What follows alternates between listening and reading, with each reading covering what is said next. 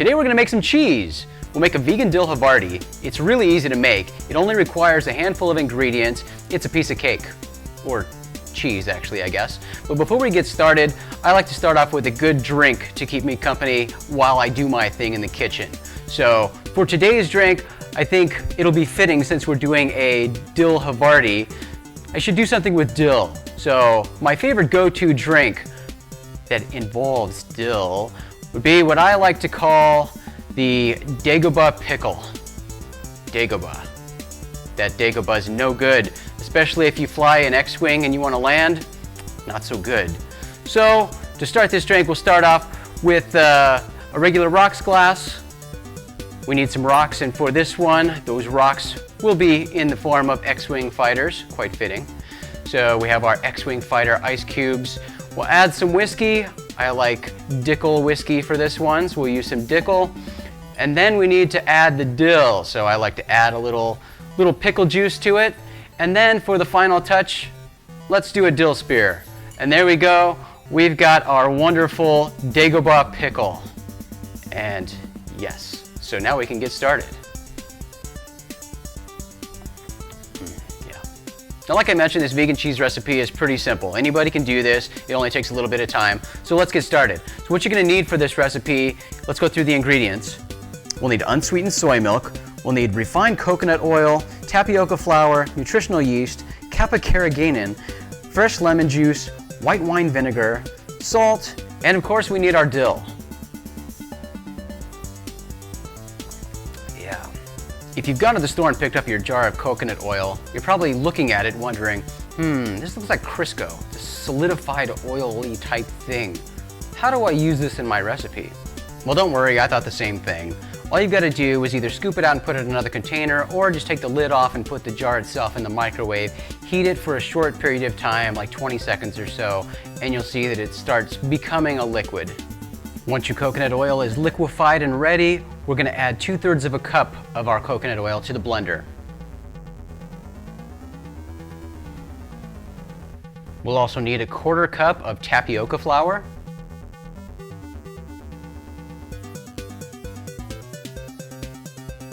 4 teaspoons of nutritional yeast,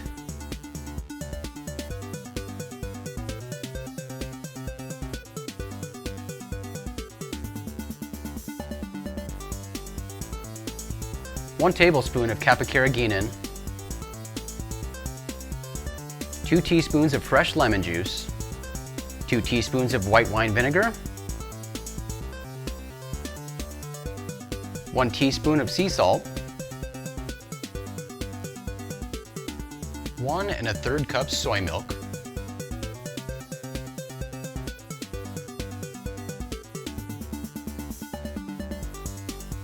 Now that we've got all the ingredients in the blender except for the dill, we're going to process this on a low speed until everything is nice and smooth. And during the blending process, feel free to use your spatula to scrape the sides to make sure you get all that in there so it blends up nicely. Once your mixture looks nice and smooth in the blender, we can go ahead and transfer it to the saucepan, and that's where we'll add our dill.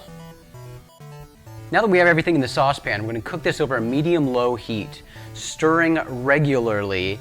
And as curds start to form, you're going to want to stir it continuously, scraping the sides with your spatula, making sure nothing sticks to the sides. It gives the wrist a nice workout, so keep at it, keep stirring, don't let it clump up too much. You want this thing to look nice and smooth. Once the mixture starts thickening, you're going to want to increase your stirring speed, making sure to scrape the sides and the bottoms too.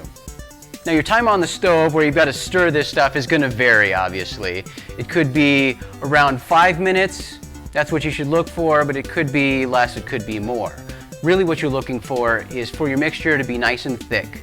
And once you've got this nice, thick, smooth consistency, we can go ahead and transfer it into whatever we're going to mold our cheese in. Really any glass or ceramic container will work great for this. You want to make sure that it will hold about 2 cups because that's pretty much what we're making here, 2 cups of this mixture.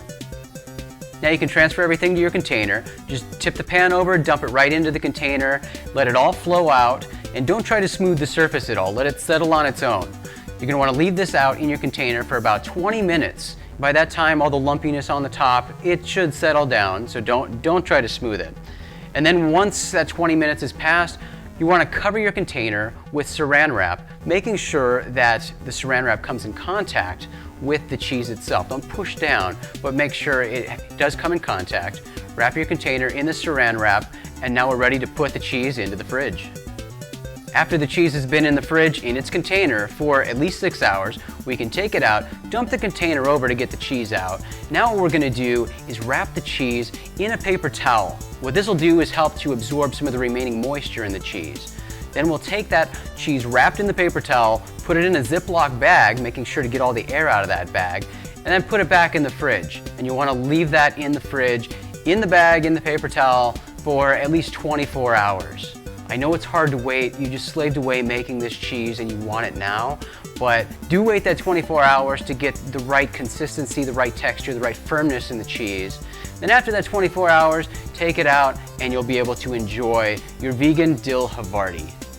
It's simple as that, a very easy cheese to make. There's so many other vegan cheese recipes that are just as easy to make, and we'll have to make some more of those together because they're really easy and they're really good.